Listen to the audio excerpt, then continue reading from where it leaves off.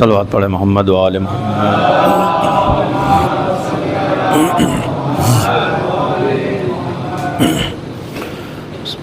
السلام علیکم ما شاء اللہ لا قوة الا باللہ العلی العظیم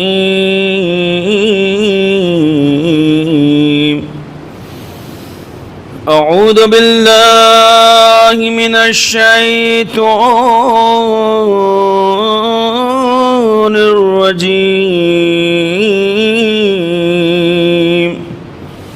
بسم اللہ الرحمن الرحیم الحمد للہ رب العالمین والجنة للموحدين والنار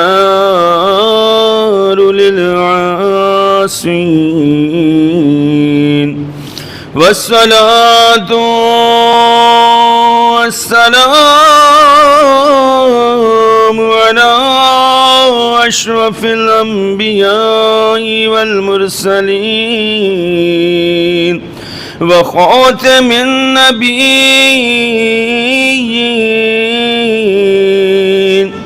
ومولانا مولى الثقلين جد الحسن والحسين أبي القاسم محمد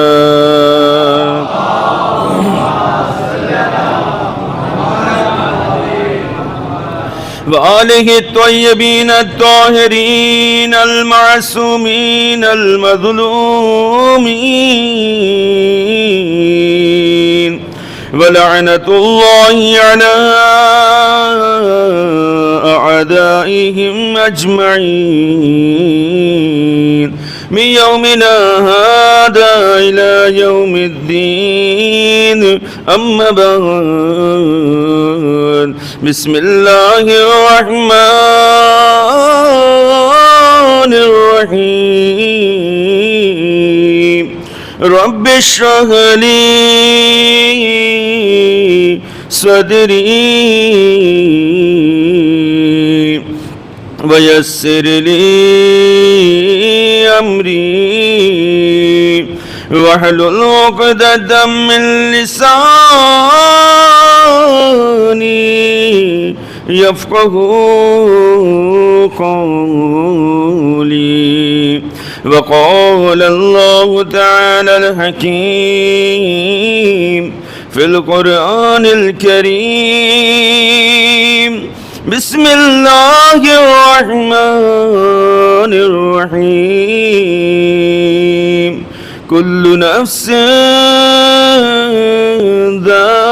ذائقة الموت وقال رسول الله صلى الله عليه وآله وسلم إن الله تبارك وتعالى لا ينظر إلى صوركم ولا إلى أموالكم ولكن ينظر إلى قلوبكم وأعمالكم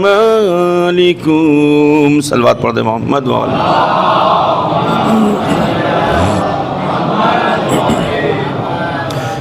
مرحوم کے علو درجات کے لیے، ان کی مغفرت کے لیے ایک اور صلوات پڑھیں مل کر محمد وآل محمد۔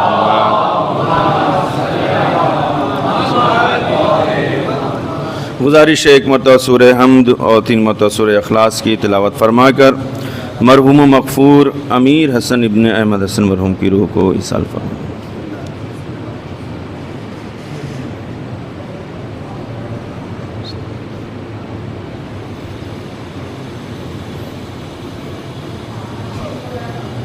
بسم اللہ الرحمن الرحیم قل هو اللہ احد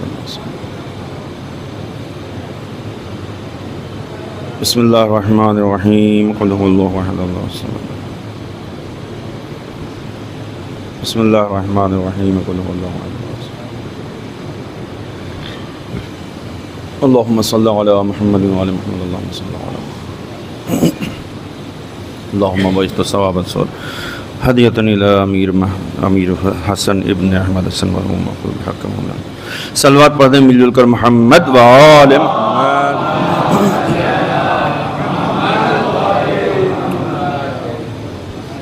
ارباب دانش معزز سامعین کرام اہل علم حضرات، مجلس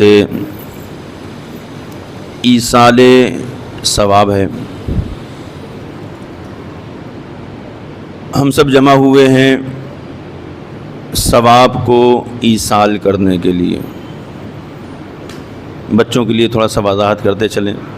کبھی کبھی ایسا ہوتا ہے، بہت سے ورڈز ایسے ہوتے ہیں کہ جو بچے سنتے رہتے ہیں لیکن اس کا میننگ نہیں پتہ ہوتا ہے کہ کیا مطلب ہوا.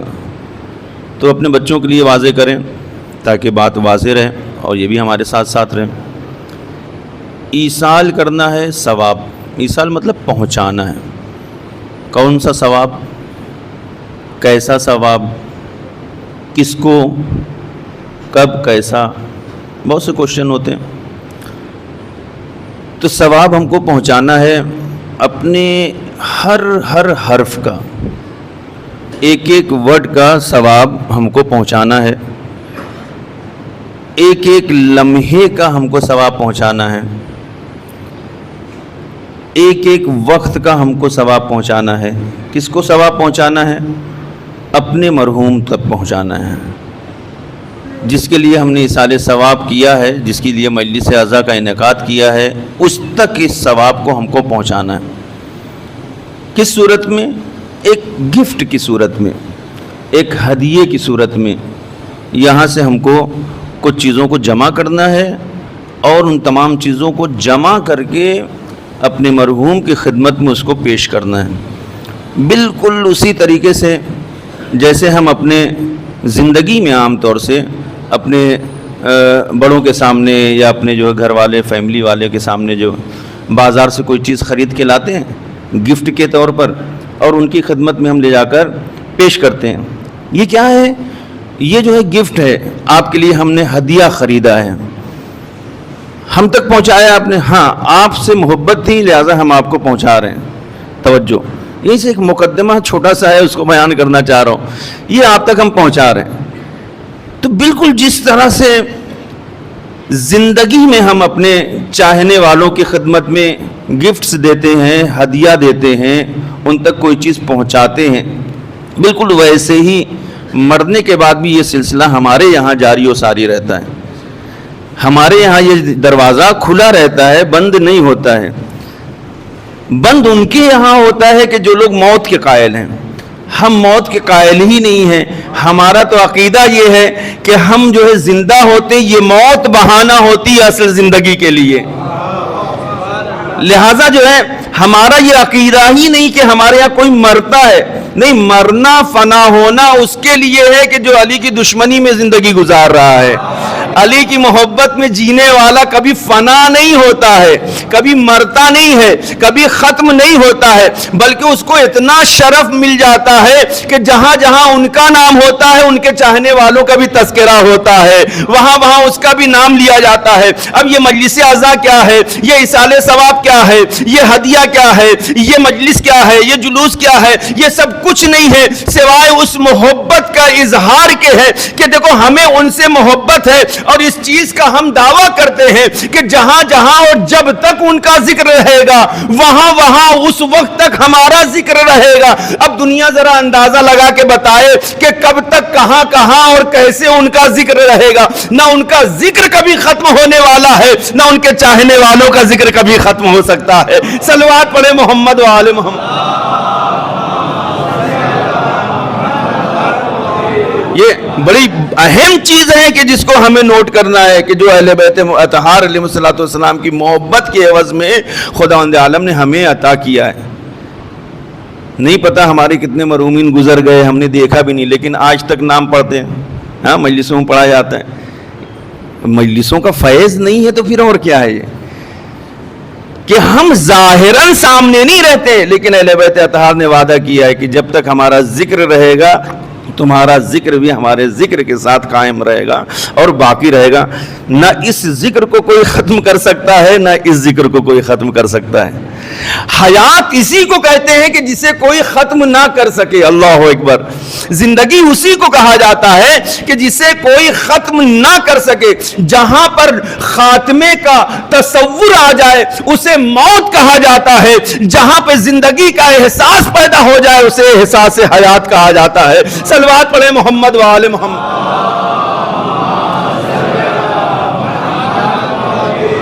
ایک مرحوم کے ایصال ثواب کے لیے ہم لوگ سب جمع ہوئے ہیں، اور یقیناً اس سے بہترین راستہ کوئی نہیں ہوگا، اس سے اچھا طریقہ کوئی نہیں ہوگا کہ جس طریقے کو ہم نے اپنایا ہے. اور ہم نے نہیں، اہل بیت اطہار علیہ الصلوۃ والسلام کی سنت و سیرتوں سے ہم نے سیکھا. یہ مجلسیں تو خود اہل بیت اطہار علیہ الصلوۃ والسلام اپنی موجودگی میں کرایا کرتے تھے. خود امام نیچے بیٹھتے تھے اور ذاکر جو ممبر پہ بیٹھا کرتا تھا. یہ تو سنت انہی کی ہے، لہٰذا اس سنت پر ہم عمل کرتے ہیں. اور یقین جانیں کتنا بڑا فیض ہے اہل بیت اطہار علیہ الصلوۃ. شاید اگر دنیا والے اس نقطے کو سمجھ جاتے تو اہل بیت اطہار علیہ الصلوۃ والسلام کے در سے کبھی بھی دور نہ ہوتے، کیونکہ انہوں نے اس محبت سے کنارہ کشی کیا، لہٰذا بہت بڑے ثواب سے دور ہو گئے اور اصل زندگی کے لطف سے دور ہو گئے. ان کا شمار اس میں ہونے لگا کہ جہاں پر مردوں اور فنا ہونے والوں کا تذکرہ ہوتا ہے. لیکن جو اگر اہل بیت اطہار کے ساتھ اگر وہ رہتے، ان کی محبت دلوں میں بساتے، تو یقیناً جب تک یہ حی ہے، زندہ ہے، اہل بیت کا چاہنے والا بھی زندہ رہے گا. اسے موت نہیں آتی ہے، وہ تو منتقل ہوتا ہے. ایک جگہ سے دوسری جگہ ٹرانسفر کیا جاتا ہے، ایک جگہ سے دوسری جگہ اس کو پہنچایا جاتا ہے. جگہ بدل رہی ہے، پیلس مقام بدل رہا ہے، وہ نہیں بدل رہا ہے. اس کی شخصیت نہیں بدل رہی ہے، وہ ویسے ہی جیسے پہلے دنیا میں چاہنے والا تھا اب بھی چاہنے والا ہے. لہٰذا اب مجھے یہ کہنے دیجئے کہ جس طرح سے جتنے اختیارات اس کو اس حیات میں حاصل تھے، اس حیات میں بھی اسے اتنے اختیارات حاصل ہیں. جیسے وہ ہماری باتوں کو یہاں سنتا تھا ویسے وہ وہاں سے بھی سنتا ہے، بلکہ اور بہتر طریقے سے سنتا ہے. یہی وجہ ہے کہ ہم لوگ جو مجلسوں کا اہتمام کرتے ہیں، ایصال ثواب کی صورت میں ہو، چاہے وہ قرآن کی صورت میں ہو، چاہے وہ مجلس عزا کی صورت میں ہو، چاہے وہ قبرستان جانے کی صورت میں ہو، جب ہم انہیں یاد کرتے ہیں وہ ہمارے لیے دعا کرتے ہیں. اور خدا ان کی دعاؤں کو رد نہیں کرتا ہے کہ جو اہل بیت کے قریب ہوا کرتے ہیں. صلوات پڑھیں محمد و آل محمد.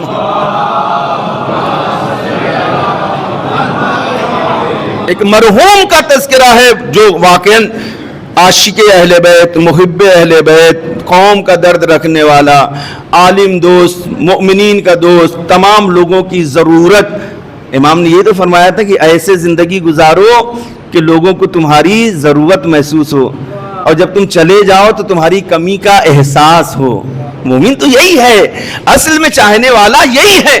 اور اس کی اہمیت کو سمجھیں کہ امام نے، معصومین نے اس محبت کے عوض میں کتنا بڑا مقام و مرتبہ عطا کیا جس کا اندازہ انسان نہیں لگا سکتا ہے. آپ سنتے ہیں ایک حدیث، بچپن سے سنتے آ رہے ہیں، آج اس کو میں ایکسپلین کروں تھوڑا سا، اس پہ غور کریے گا. وہ حدیث کیا ہے کہ جب کہیں فرش عزا بچھتی ہے، فرش عزا کو بچھایا جاتا ہے، جب وہاں پہ ذکر سید الشہداء ہوتا ہے اور مجلسوں کا اہتمام کیا جاتا ہے اور مومنین آتے ہیں، عزادار آ کر اس پر بیٹھتے ہیں، تو صرف عزادار نہیں آتے ہیں، آسمان سے فرشتے بھی اجازت لے کر وہاں آتے ہیں. ہے کہ نہیں؟ کون اس کو ایکسیپٹ کرتا ہے حقیقت ہے کہ نہیں ہے؟ حدیث ہے نا، میں اپنی طرف سے تو نہیں بیان کر رہا ہوں، میرے جملے تو نہیں ہے، یہ تو حدیث ہے، سراسر حدیث ہے، اور معتبر حدیث میں سے کہ فرشتے آسمان سے اجازت لے کر کہاں آتے ہیں؟ توجہ، کہاں آتے ہیں؟ فرش عزا پر. تو کس لیے آتے؟ پروردگار ہم فرش عزا کی برکتوں کو حاصل کرنا چاہ رہے ہیں. پروردگار عالم آواز دیتا، جاؤ میں نے تم کو اجازت دیا، تم جاؤ فرش عزا پر جاؤ، تبرک لے کر آؤ. تبرک لینا یہ ہماری نہیں، فرشتوں کی سنت ہے. صلوات پڑھے محمد و آل محمد.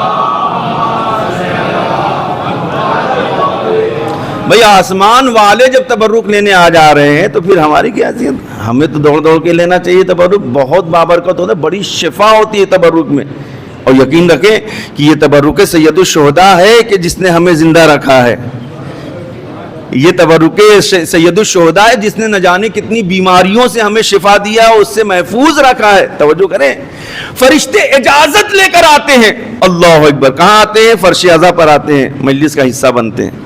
ہے کہ نہیں فضیلت؟ کتنی بڑی فضیلت ہے. فرش عزا کی فضیلت ہے کہ فرشتے آ رہے ہیں اجازت لے کر، ہمارے پاس بیٹھ رہے ہیں، ہمارے ہم نشین ہو رہے ہیں، ہمارے پاس بیٹھتے ہیں، ان سے ہم تبرکات حاصل کرتے ہیں، ان سے ہم فیض حاصل کرتے ہیں. وہ یہاں سے تبرک لیتے ہیں اور آسمان پر جاتے ہیں اور فخر کرتے ہوئے جاتے ہیں. فرشتے جب پوچھتے کہاں سے آ رہے ہو، کہتے ہیں مجلس سید الشہداء سے آ رہے ہیں. ہاں، پھر وہ دوسرے فرشتے بھی آتے ہیں کہ چلو ہم بھی لے کر آتے ہیں تبرک، اور وہ بھی آتے ہیں، وہ بھی یہاں سے فیض یاب ہو کر جاتے ہیں. لیکن اہل بیت کے چاہنے والے کی فضیلت سنیں گے آپ کیا ہے. ایک چیز ہوتا ہے کہ خود سے جانا کہیں پر اجازت لے کر، ایک یہ ہوتا ہے کہ جو بڑا بزرگ ہوتا ہے وہ آپ کو آرڈر دے کہ نہیں تم کو جانا ہی ہے. دونوں میں فرق ہے کہ نہیں؟ ایک مرتبہ یہ کہ میں خود سے آپ سے اجازت لے کے آپ کے گھر میں آ رہا ہوں، ایک مرتبہ کہتے ہیں نہیں آپ کو جانا ہے فلاں جگہ، آپ کا کام ہے، آپ کی ڈیوٹی ہے. تو دونوں میں فرق ہے. ڈیوٹی کو نبھانا واجب میں سے، اگر اس کی ہم نے سرپیچی کیا تو ہم عقاب اور عذاب کے مستحق ہوں گے. توجہ کریں، میں حدیث پڑھ رہا ہوں، روایت پڑھ رہا ہوں، اور معتبر ترین روایتوں میں پڑھ رہا ہوں کہ جس طریقے سے فرش عزا پر آنے کے لیے فرشتے اجازت لیتے ہیں، خداوند عالم انہیں اجازت دیتا ہے کہ جاؤ تم جاؤ. لیکن جب کبھی مومن کی تشییع جنازہ ہوتی ہے، اہل بیت اطہار کے چاہنے والے کی تشییع جنازہ ہوتی ہے، تو خداوند عالم اسپیشلی طور پر فرشتوں کو حکم دیتا ہے کہ جاؤ مومن کی تشییع جنازہ ہے اس میں شرکت کرو، تم پر لازم اور ضروری ہے. ایک مرتبہ یہ کہ بھیجا جا رہا ہے، ایک مرتبہ یہ کہ اجازت لے کر آ رہے ہیں. ذرا تصور کریں کہ خداوند عالم نے اہل بیت اطہار کی محبت میں ہمیں کیا مقام و مرتبہ عطا کیا ہے. امام فرماتے ہیں کہ اگر تمہاری ظاہری آنکھوں سے پردے کو ہٹا دیا جائے تو تمہیں احساس ہوگا کہ آسمان کے سارے فرشتوں کو ایک مومن کی تشییع جنازہ کے لیے خدا نے بھیجا ہے. صلوات پڑھیں محمد و آل محمد. کتنا بڑا مقام و مرتبہ ہے. اللہ اکبر. ایک جملہ میں اکثر کہتا ہوں، اور خاص طور سے سال ثواب کی مجلس ہے تو اس میں عرض کرنا ضروری ہے کہ آپ دیکھیں کیوں اتنی زیادہ اہمیت ہے، اتنی زیادہ فضیلت کیوں ہے آخر ایک مومن کی، چاہے تشییع جنازہ ہو، اس کی تدفین ہو، اس کی مجلس سال ثواب، اس کی فضیلت اتنی اہمیت کیوں ہے. جانتے ہیں کوئی بھی گھر کا جنازہ بغیر اس کے بزرگ اور سرپرست اور رشتہ داروں کے نہیں اٹھتا ہے. ویٹ کیا جاتا ہے کہ نہیں، فلاں آنے والا ہے، فلاں آ جائے، فلاں رشتہ دار تھا، وہ اس کے چچا ہوتے تھے، وہ اس کے ماموں ہوتے تھے، اس کے جو والد وہ اس کے بڑے بھائی ہیں، آ جائے. یعنی گھر کے بڑے سرپرستوں کا انتظار کیا جاتا ہے تشییع جنازہ میں خاص طور سے، ہے کہ نہیں. جب وہ آتے ہیں تو اس کے بعد تشییع جنازہ ہوتی ہے، جنازے کو اٹھایا جاتا ہے. یہ تو ظاہری سب رشتہ دار ہیں نا، ظاہری سرپرست ہیں نا، ہمارے دنیاوی رشتہ دار ہیں نا، ہمارے عزیز ہیں، اقارب ہیں، یہ سرپرست دنیاوی ہیں. لیکن روایتیں کہتی ہیں کہ قربان جائیں ہماری جانیں، امام فرماتے ہیں کہ تمہیں پتہ ہے کہ کیسے ایک مومن اور ایک محب کا جنازہ اٹھ سکتا ہے جب تک اس کا اصل وارث موجود نہ ہو.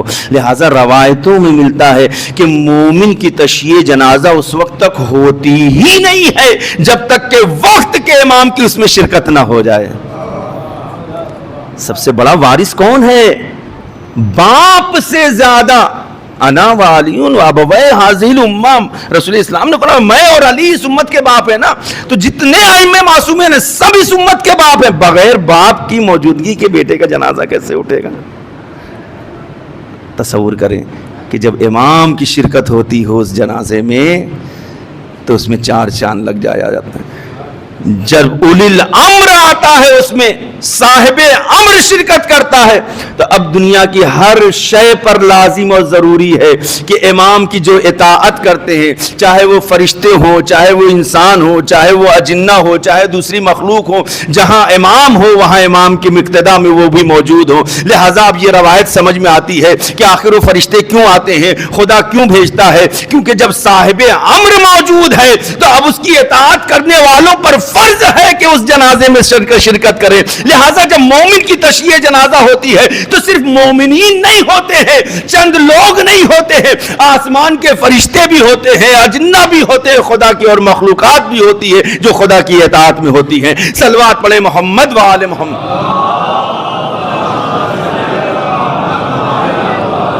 اور یقیناً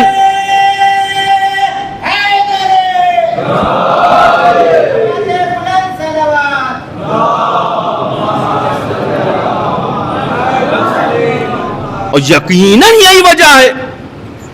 اسی لیے پیغمبر اسلام حضرت محمد مصطفیٰ صلی اللہ علیہ وآلہ وسلم نے ارشاد فرمایا, آپ نے فرمایا کہ ان اللہ تبارک و تعالی لا ينظر الى صورکم ولا الى اموالکم. خداوند عالم کو تمہاری صورت سے جو محبت نہیں ہے, وہ تمہارے چہروں کو, تمہارے اموال کو نہیں دیکھتا ہے. پھر کیا دیکھتا ہے؟ وَلَكِنْ يَنْظُرُ إِلَىٰ قُلُوبِكُمْ وَأَعْمَالِكُمْ. خداوند عالم تو بس یہ دیکھتا ہے کہ تمہارے دل میں کیا ہے, تمہارا دل کس کی طرف مائل ہے, اور تمہارے اعمال کیسے ہیں. اگر دل محب اہل بیت ہے اور اس میں محبت اہل بیت پائی جاتی ہے تو خداوند عالم اس دل کو, اس قلب کو پسند کرتا ہے. تمہارے اعمال میں نیکیاں پائی جاتی ہے تو خداوند عالم اس عمل خیر کو پسند کرتا ہے. نہ ہی تمہارے مال سے اسے محبت ہے, نہ ہی تمہارے چہروں سے اسے محبت ہے. اگر اسے واحد محبت ہے تو اہل بیت اطہار علیہ الصلوۃ والسلام کی محبت سے لبریز اس دل سے ہے کہ جس سے ہر وقت صدائے یا حسین اور یا علی اور یا فاطمہ نکلتی ہے. صلوات پڑھے محمد و آل محمد.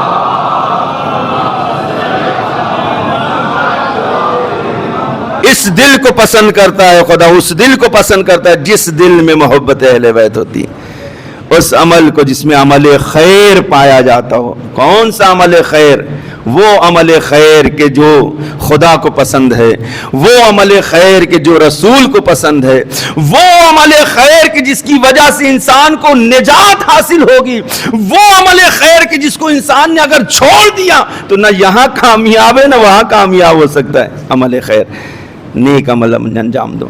قرآن میں جگہ جگہ کہا کہ یا ایھا الذین آمنوا اقیموا الصلاۃ وآتوا الزکوٰۃ, اور اس کے بعد تم نماز پڑھو اور جو زکوٰۃ ادا کرو, اور جو ہے عمل صالح بجا لاؤ, عمل صالح بجا لاؤ.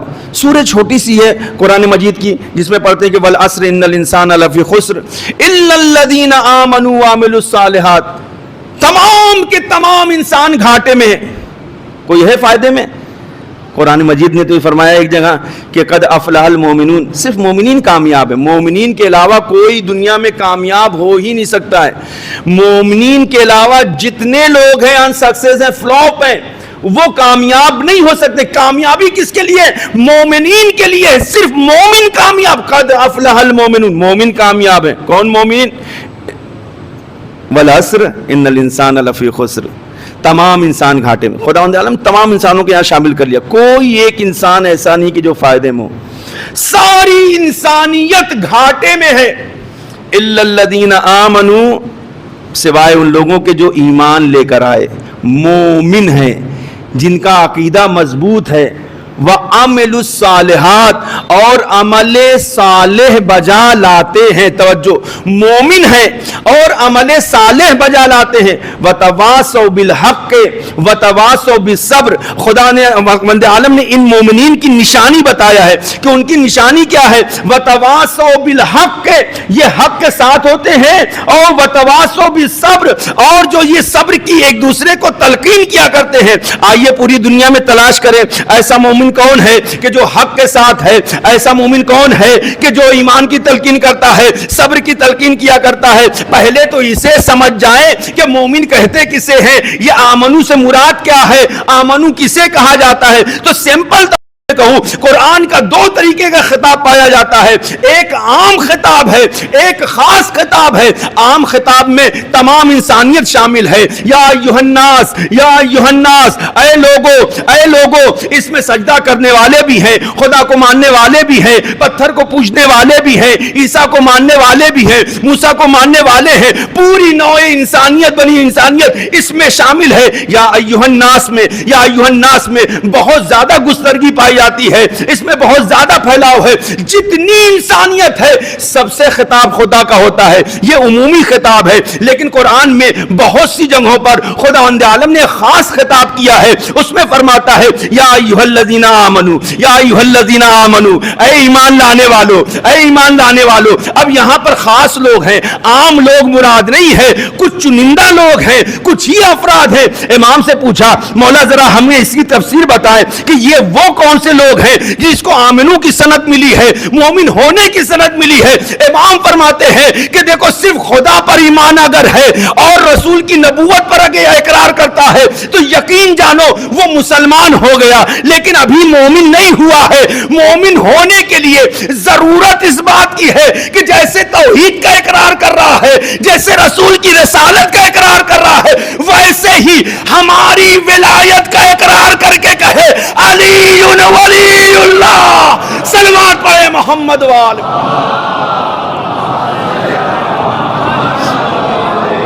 امام نے فرمایا کہ یہ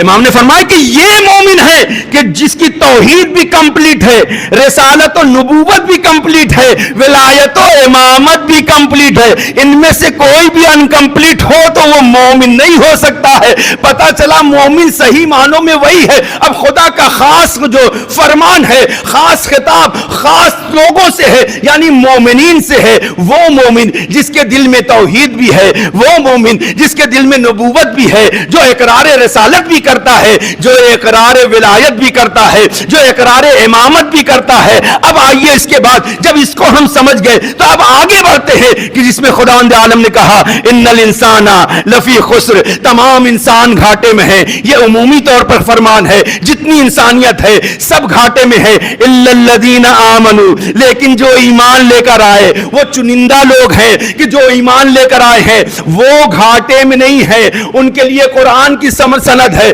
قد افلح المومنون، مومنین کامیاب ہیں، دنیا میں بھی کامیاب ہے، آخرت میں بھی کامیاب ہے۔ اب اگر اس سے نہیں سمجھ میں آتا ہے تو دوسری صفت خدا نے فرمایا کہ الا الذین آمنوا وعملوا الصالحات، دوسری صفت ان کی یہ ہے کہ جو نیک عمل انجام دیتے ہیں۔ مولا نیک عمل کیا ہے؟ وہ عمل خیر کیا ہے؟ وہ نیک کام کون سا ہے کہ جس کی طرف خدا اشارہ فرما رہا ہے کہ ایمان لانے والے کامیاب ہیں، عمل خیر کرنے والے کامیاب ہیں، نیک عمل انجام دینے والے کامیاب ہیں۔ ایک مرتبہ ماشاء امام آواز دے کہ اگر اس عمل خیر کو سمجھنا ہے تو تمہیں غدیر کی طرف رجوع کرنا پڑے گا، جہاں پیغمبر نے سلمان فارسی کو یہ حکم دے کر بھیجا اے سلمان جو لوگ جا چکے ہیں ان کو واپس بلاؤ، جو پیچھے ہیں ان کا انتظار کرو۔ کس طریقے سے مولا؟ ان سے کہو حیا علی خیر العمل، حیا علی خیر العمل، نیک عمل کی طرف آؤ، نیک عمل کی طرف آؤ۔ اس سے پہلے اذان میں حیا علی خیر العمل نہیں تھا، رسول نے فرمایا کہ حیا علی خیر العمل کر کے تم انہیں آواز دو، تم انہیں دعوت دو۔ اس کا مطلب کیا ہوا؟ حیا علی خیر العمل یعنی خیر عمل، نیک عمل سوائے اقرار ولایت علی ابن ابی طالب کے اور کچھ نہیں ہو سکتا ہے۔ صلوات پڑھے محمد و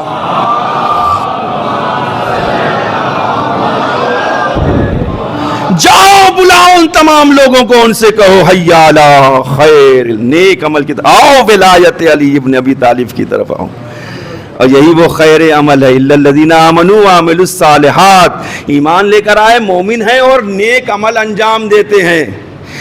حیا علی خیر العمل، بلاؤ نیک عمل کی طرف، نیک کام کی طرف۔ ان سے کہو کہ اس سے بڑھیا، اس سے بہتر نیک عمل کوئی نہیں ہو سکتا ہے۔ توجہ، اس سے بہتر نیک عمل نہیں ہو سکتا ہے۔ اور اگر خیر العمل سمجھ میں نہ آئے تو پھر جب نماز ایک مومن کی نماز میت پڑھی جاتی ہے تو اس میں دیکھیں کہ حیا علی خیر العمل ہے کیا، حیا علی خیر العمل کا میننگ کیا ہے، خیر عمل کہتے کسے ہیں؟ خیر عمل صرف اسی کو کہا جاتا ہے کہ جب نماز میت کے لیے ہم کھڑے ہوتے ہیں، پہلی تکبیر کہا، ہم نے توحید کا اقرار کیا، نبوت کا اقرار کیا، دوسری تکبیر کہا ہم نے صلوات پڑھا اور جو ہے امامت کا اقرار کیا، ولایت کا اقرار کیا، اور اس کے بعد پھر ہم تیسری تکبیر پڑھتے ہیں، یعنی اس میں تمام مومنین کے لیے دعا کرتے ہیں، چاہے وہ زندہ ہوں چاہے وہ مر چکے ہوں، جب توجہ چاہتا ہوں۔ پھر اس کے بعد جب چوتھی تکبیر کے بعد جب پھر ہم پڑھنے کے لیے جب اپنے زبان کو کھولتے ہیں تو پھر اس میں صرف یہی کہتے ہیں پروردگار اللہم انا لا نعلم منہ الا خیرا الا خیرا، پروردگار ہم اس کے بارے میں سوائے خیر کے کچھ نہیں جانتے۔ یہ کتنی نماز پڑھتا تھا I don't know، مجھے نہیں پتا، وہ کتنی روزے رکھتا تھا مجھے نہیں پتا ہے، نماز شب پڑھتا تھا مجھے نہیں پتا ہے، وہ گھر میں پڑھتا تھا مجھے نہیں پتا ہے، وہ روزہ رکھتا تھا مجھے نہیں پتا ہے، وہ زکوٰۃ نکالتا تھا مجھے اس کی خبر نہیں ہے، وہ خمس نکالتا تھا مجھے اس کی خبر نہیں ہے، کتنا کار خیر کرتا، توجہ، مجھے اس کی خبر نہیں ہے، لیکن ہاں اتنا پتا ہے، اتنا پتا ہے، گواہی دینے کے لیے ہم کھڑے ہوتے ہیں نماز میں، اتنا پتا ہے کہ انا لا نعلم منہ الا خیرا، ہم اس کے خیر کے علاوہ کچھ نہیں جانتے ہیں، اتنا پتا ہے، اتنا معلوم ہے کہ یہ خیر کے راستے پر تھا، یہ صراط خیر پر تھا، یہ خیر کا ماننے والا تھا، مجلسوں میں اسے دیکھتے تھے، جلوس میں اسے دیکھتے تھے، فرش عزا پر اسے دیکھتے تھے، ماتم کرتے ہوئے اسے دیکھتے تھے، مجلسوں میں اسے دیکھتے تھے، مرثیہ پڑھتے ہوئے اسے دیکھتے تھے۔ مولا مطلب کیا ہوا؟ امام فرماتے یہی تو خیر عمل ہے کہ جس کی گواہی دی جاتی ہے کہ یہ کچھ اور نہیں ہے، علی کا چاہنے والا سچا صلوات پڑھ۔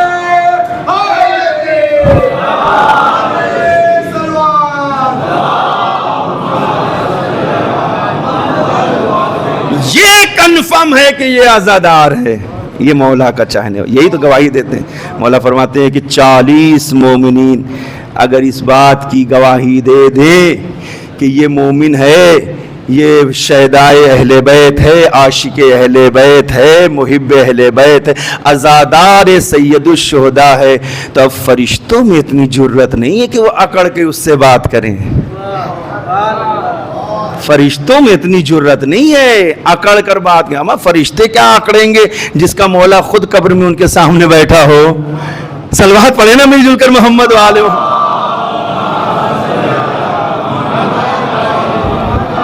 اور پھر بڑی جلدی سے میں بات کو تمام کروں، امام فرماتے ہیں اس کے بعد کیا ہے، سورہ پڑھتے ہیں ہم لوگ، الا الذین آمنوا وعملوا الصالحات، مومن ہے اور عمل صالح انجام دیتے ہیں، وہی لوگ کامیاب، اس کے علاوہ ان کے علاوہ سب گھاٹے میں، پوری دنیا خسارے میں، صرف یہی لوگ کامیاب ہیں۔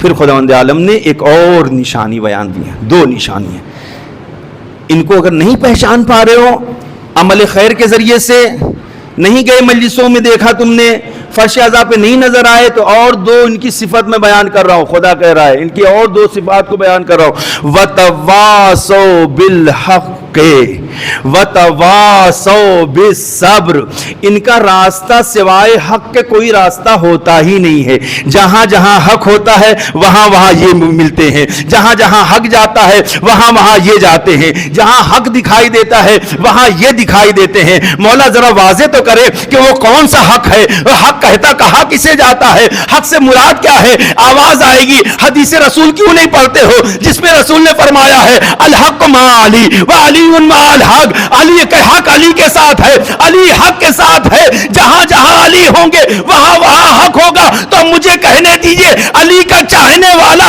وہی نظر آئے گا جہاں علی جیسا حق نظر آتا ہے۔ صلوات پڑھے محمد وآل محمد۔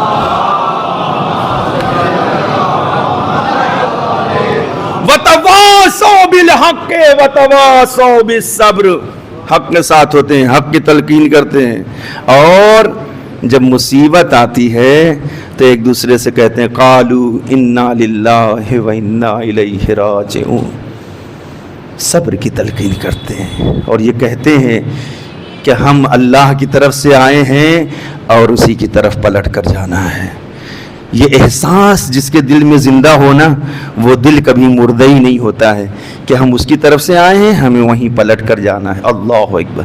انہیں ہمیشہ اس چیز کا احساس ہوتا ہے۔ ایک دوسرے کو صبر کی تلقین کر دیں، دیکھو یہ دنیا گزر جانے والی، یہاں کوئی زندہ رہنے کے لیے نہیں آیا، یہاں سے سب کو جانا ہے، یہاں پہ سب کو مر جانا ہے، یہاں سے سب کو انتقال کرنا ہے، سب کو یہاں سے کوچ کرنا ہے، کوئی رہنے، یہی صبر کی تلقین مومن کی نشانیوں میں سے ہے۔ فرش عزا پہ ہم کیوں آتے ہیں؟ یہی صبر کی تلقین کرنے کے لیے۔ مجلسوں کا یہ انعقاد ہم کیوں کرتے ہیں؟ انہی صبر کی تلقین کرنے کے لیے۔ سیکھا کس سے ہم نے ہے؟ وہی کربلا والوں سے سیکھا ہے۔ اللہ اکبر۔ ایک مرحوم کی ایصال ثواب کی مجلس ہے، عجیب مرحوم ہے نا، عجیب محبت ہے، زندگی بھر اپنا گھر، اپنی دولت، جو کچھ ہو سکا مومنین علماء کے حوالے کیا، اور آج بھی اعلان یہ کرتے ہیں کہ ہمارا گھر مومنین کے لیے ہے، عزاداروں کے لیے ہے، عزاداری کے لیے ہے، علماء کے لیے ہے۔ اور عجیب محبت، وہ محبت جس کو ہم کربلا کی محبت سے تو کمپیئر نہیں کر سکتے، لیکن ہاں ایک نشانی ضرور ملتی ہے، ایک بیٹی کی باپ سے محبت۔ دیکھیں کربلا کی مثال کوئی نہیں دے سکتا ہے، ویسی محبت تو قیامت تک کوئی مثال نہیں لا سکتا ہے۔ بیٹی کی محبت باپ سے، یا یوں کہوں باپ کو بیٹی سے محبت، دونوں چیزیں ہیں نا، دو طرفہ محبت ہے نا، ایک طرفہ تو محبت نہیں ہے۔ اسی دنیا میں اس کا ثبوت دیا، بیٹی کا پہلے انتقال ہوا اور کہا بیٹا تم کو جتنی محبت تھی باپ کو بھی تمہارے اتنی ہی محبت ہے، میں بھی تمہاری ہی قبر میں آؤں گا، تمہارے پاس رہوں گا۔ گھر والے موجود ہیں، عزیز موجود ہیں، اقارب موجود ہیں، رشتہ دار موجود ہیں، وہ بیوہ کیا کرے کہ جس کا سب کچھ لمحوں میں اجڑ جائے۔ رباب نے سید سجاد سے یہی تو کہا تھا، بیٹا سجاد تم کہہ رہے ہو میں چلوں مدینے، تم بتاؤ نا میں مدینے جا کے کیا کروں گی؟ سجاد تم ہی بتاؤ نا میں مدینے جا کے کیا کروں گی؟ سجاد کہتے ہیں کس کی اماں کیوں، آخر ایسی باتیں کیوں؟ رباب کہتی ہیں بیٹا سجاد جس کا بیٹا کربلا کے بن میں ہو، بیٹی شام کے زندان میں، جس کا والی و وارث بے گور و کفن کربلا میں پڑا ہو، اب اس کا بچا ہی کیا ہے؟ اس کی زندگی کے لیے کون سی امید باقی ہے؟ زندہ کیسے رہے گی؟ ہائے وہ اس کے لیے برداشت کرنا بڑا سخت ہوتا ہے۔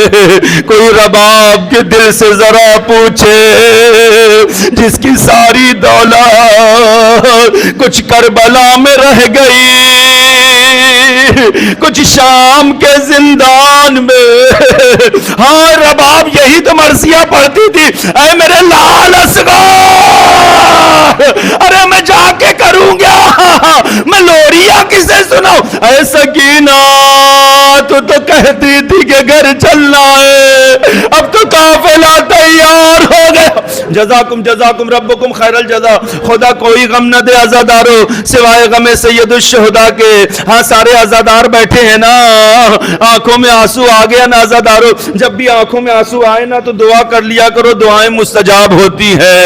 اس فرش عزا پر اہل بیت بھی آتے ہیں، معصومین بھی آتے ہیں، اگر تمہاری دعا کے ساتھ انہوں نے آمین کہا نا تو یقیناً تمہاری دعا کبھی رد نہیں ہوگی۔ عزادارو دل کرتا ہے اس بیٹی کا تذکرہ کروں کہ جو کربلا سے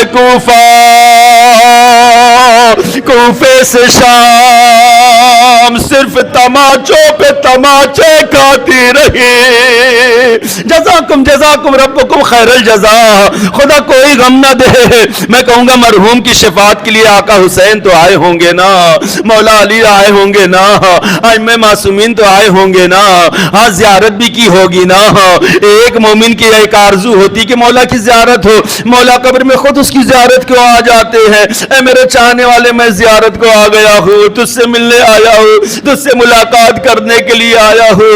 ایک آرزو کی تکمیل کے لیے سارے معصومین چلے آئے، مولا آپ آ گئے، آپ نے مجھے تنہا نہیں چھوڑا، مولا آپ آ گئے، میری تنہائی دور ہو گئی، میری غربت دور ہو گئی، قبر کا اندھیرا ختم ہو گیا، تنہائی ختم ہو گئی۔ میں کہوں گا مولا کاش اس وقت بھی آتے کہ جب ایک ننھی سی بچی تماچے کھا کر کہتی تھی بابا بابا بچا لو بابا۔ ہاں جزاکم ربکم خیر الجزا آزادارو، لیکن سکینہ تماچے پہ تماچے کھاتی رہی، درے پہ درے سہتی رہی، تازیانے پہ تازیانے، ننھی سی جان ہے، 4 سالہ بچی کو آپ نے دیکھا ہے، ایک بھاری بھرکم اگر ایک انسان تماچے مارے تو اس کا کیا حال ہوگا؟ جانتے ہو عزادارو، حمید ابن مسلم کہتا ہے کہ میں نے دیکھا جب سکینہ کے گالوں پر شمر تماچے مارتا تھا، سکینہ لڑکھڑا کر دور زمین پر گرتی کہتی تھی بابا بچا۔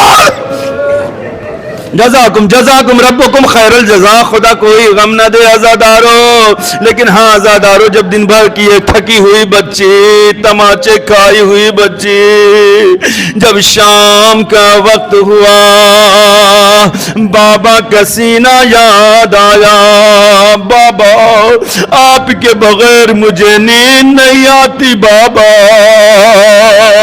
اے عزادارو، دیکھا بچے جلی ہوئی کناتوں پہ سو رہے ہیں نا، سکینہ اٹھی، ایک مرتبہ نشیب کی طرف بڑھنا شروع کیا، آواز دی بابا بابا اب تو آواز دے دو بابا، دیکھو کرتا جل گیا ہے بابا، دیکھو کانوں کی لوے پھٹ گئی ہے بابا، دیکھو جو بندے پہنائے تھے وہ شمر بے حیا لے گیا۔ ہاں جزاکم ربکم خیر الجزا۔ سکینہ نوحہ پڑھتی ہوئی آگے بڑھ رہی تھی نا، ایک مرتبہ ایک نشیب سے آواز آئی، الیہ الیہ یا بنیا، میری لاڈلی آ اس طرف آ جا، تیرا بابا یہاں سو رہا ہے۔ عزادارو، مرحوم کے لیے بہترین ایصال ثواب ہو، 2 جملے عزادارو، جتنا گریہ کرنا نہ گریہ کرنا۔ ایک مرتبہ آواز پر کان دھرتے ہوئے سکینہ آگے بڑھنے لگی، بابا کہاں ہو بابا کہاں ہو بابا، ایک مرتبہ پھر سے پکار دو نا بابا، بابا ایک مرتبہ پھر سے تو بلا دو۔ پھر سے آواز آئی، آ سکینہ آ میری آ میری بچی، آ میرے سینے سے لگ جا۔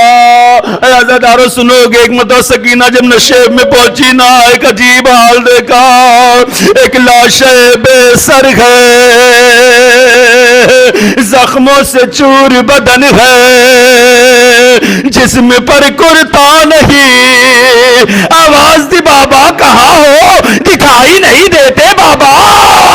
ایک مرتبہ حسین کی آواز ہے، آ میری اسی سینے پہ سب لگ، میں تیرا بابا حسین۔ جزاکم ربکم خیر الجزا عزادارو۔ ایک مرتبہ جیسے ہی بابا کا سینہ ملا نا، میں نے مصائب چھوڑ دیا، بس 2 جملے پڑھنا تھا مجھے۔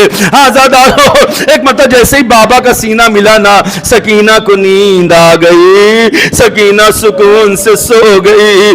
ادھر زینب نے جلی ہوئی کناتوں کے پاس تلاش کرنا شروع کیا، دیکھا سکینہ نہیں مل رہی ہے، بہن ام کلثوم کے لیے، آؤ بہن ذرا تلاش تو کرو، سکینہ کہاں گئی، بھیا کی نشانی ہے، بھیا کو کیا جواب دیں گے ہم، بھیا سے کیا بتائیں گے۔ ہاں عزادارو سنو گے، آواز دیتے ہوئے زینب بڑھی، سکینہ بتا دو کہاں ہو، سکینہ کہاں ہو، سکینہ کہاں ہو۔ ایک مرتبہ جب نشیب میں زینب پہنچی نا، ایک عجیب منظر دیکھا، ایک لاش بے سر ہے،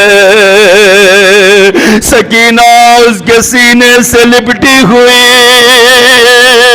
سو رہی ہے۔ آہستہ سے زینب نے اٹھایا، سکینہ کو سینے سے لگایا، کہا میری جان سکینہ، تیری پھوپھی کچھ نہ پوچھے گی، کوئی سوال نہ کرے گی، لیکن بس ایک مرتبہ مجھے 2 سوالوں کا جواب تو دے دے، اے میری بچی، میرے ایک سوال کا جواب دے، اے میری بچی یہ تو بتا دے، تو نے اپنے بابا کو پہچانا کیسے؟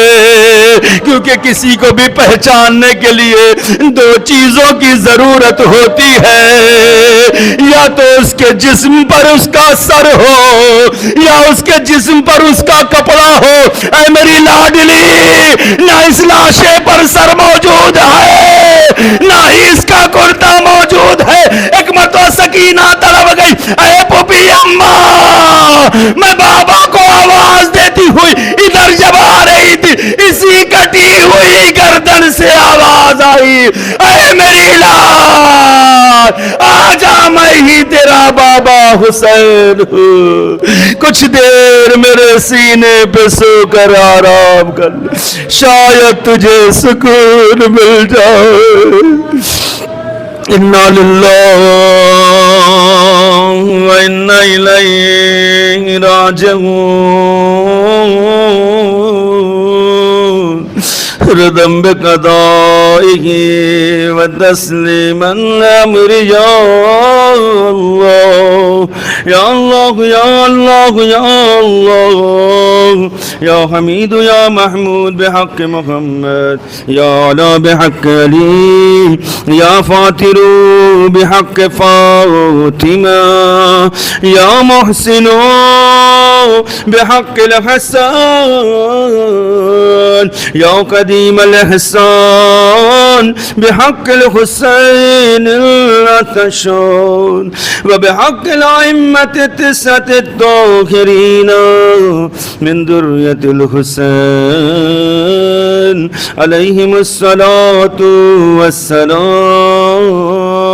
ہمارے اللہ ہماری اس مختصر سی عبادت کو قبول فرما، اے میرے اللہ مرحوم کو جوار معصومین میں جگہ عطا فرما، خدایا مرحوم کے تمام تر گناہان صغیرہ اور کبیرہ کی مغفرت فرما، اے میرے اللہ جتنے بھی متعلقین ہیں ان سب کو صبر جمیل عطا فرما، خدایا جتنے مومنین اور مومنات یہاں موجود ہیں ان سب کی مشکلات و پریشانیوں کو دور فرما، اے میرے اللہ اس ذکر کے طفیل میں جتنے بھی مریض ہیں ان سب کو شفاء کامل و عاجل عطا فرما، اے میرے اللہ جہاں کہیں بھی دنیا میں شیعان حیدر کرار ہیں ان سب کی جان مال عزت و آبرو ان کی ناموس اور بچوں کی حفاظت فرما، خدایا دنیا میں بالخصوص